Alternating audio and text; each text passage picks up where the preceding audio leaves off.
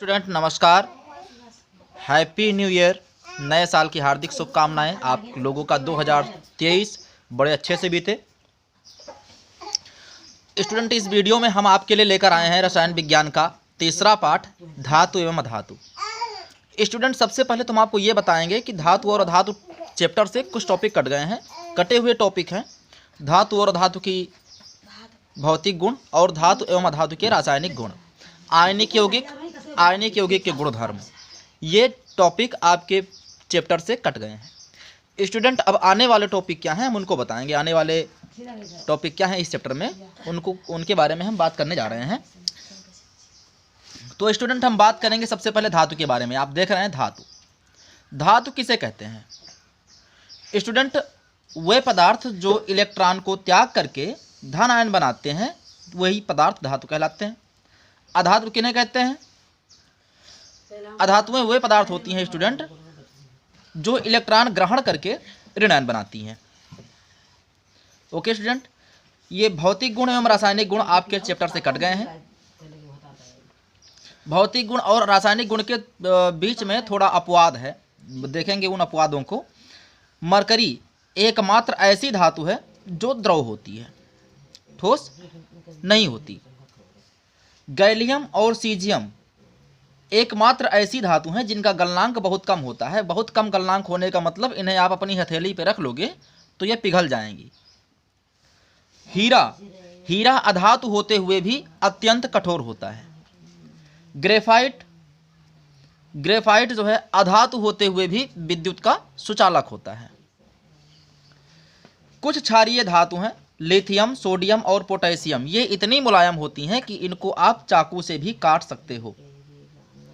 Iodine एक ऐसा पदार्थ होता है, इसको हमने इसमें नहीं लिखा है। आयोडीन एक ऐसा पदार्थ होता है जो अधातु होता है मगर उसमें चमक होती है। आयनिक यौगिक स्टूडेंट आपके चैप्टर से कट गया है और उनके गुणधर्म भी कट गए हैं। हम बात करते हैं खनिज की। भूपर्पटी में पाए जाने वाले प्राकृतिक रूप से तत्व व यौगिक, मतलब वे तत्व व यौगिक जो भूपर्पटी में प्राकृतिक रूप से पाए जाते हैं वे खनिज कहलाते हैं। ओके स्टूडेंट, खनिज में आते हैं हमारे अयस्क, है ना। अयस्क किन्हें कहते हैं। भूपर्पटी से खोद करके जिस रूप में पदार्थ निकाले जाते हैं वही पदार्थ अयस्क कहे जाते हैं। बात करते हैं सक्रियता श्रेणी की। स्टूडेंट देखिए, सक्रियता श्रेणी क्या होती है। धातुओं को उनके अभिक्रियाशील होने के आधार पर ऊपर से नीचे उनकी अभिक्रिया के घटते हुए क्रम में लिखा गया है। मतलब सबसे ऊपर की धातु सबसे अधिक क्रियाशील और सबसे नीचे की धातु सबसे कम क्रियाशील होती हैं। स्टूडेंट, अब हम बात करते हैं धातु कर्म की। किसकी। धातु कर्म की।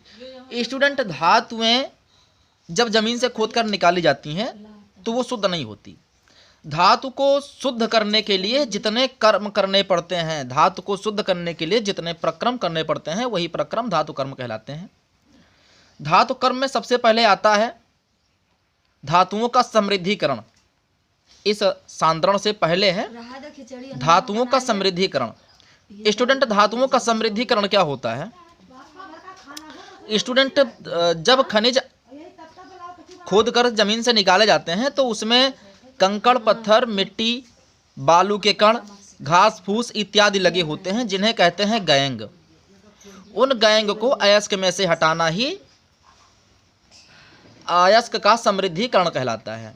समृद्धिकरण करने के बाद में हम करते हैं अयस्क का सांद्रण। सांद्रण में धातुओं को उनकी क्रियाशीलता के अनुसार अलग अलग पार्टों में रखा जाता है। जैसे sodium, potassium, calcium, magnesium, aluminium को अधिक क्रियाशील यानी उच्च क्रियाशील वाले पार्ट में रखा जाता है। जिंक, आयरन, सीसा, कॉपर इनको मध्यम क्रियाशील में रखा जाता है। सोना और चांदी इनको निम्न क्रियाशीलता में रखा जाता है। स्टूडेंट, हम बात करते हैं उच्च क्रियाशील धातुओं में। उच्च क्रियाशील धातुओं का आप शुद्धिकरण कैसे करते हैं। ये गलित अवस्था में होती हैं। अगर नहीं भी होती हैं तो उनको गलित अवस्था में हम कर देते हैं और इसमें विद्युत अपघटन करवाते हैं। विद्युत अपघटन करवाने पर एनोड की तरफ हमें शुद्ध धातु प्राप्त हो जाती है। सॉरी, एनोड नहीं, कैथोड की तरफ हमें शुद्ध धातु प्राप्त हो जाती है। मध्यम क्रियाशील जो अयस्क होते हैं वो कार्बोनेट के रूप में और सल्फाइड के रूप में पाए जाते हैं।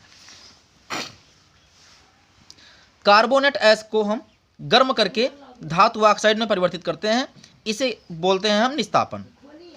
सल्फाइड अयस्क को हम गर्म करके धातु ऑक्साइड के रूप में प्राप्त करते हैं, इस क्रिया को हम बोलते हैं भर्जन।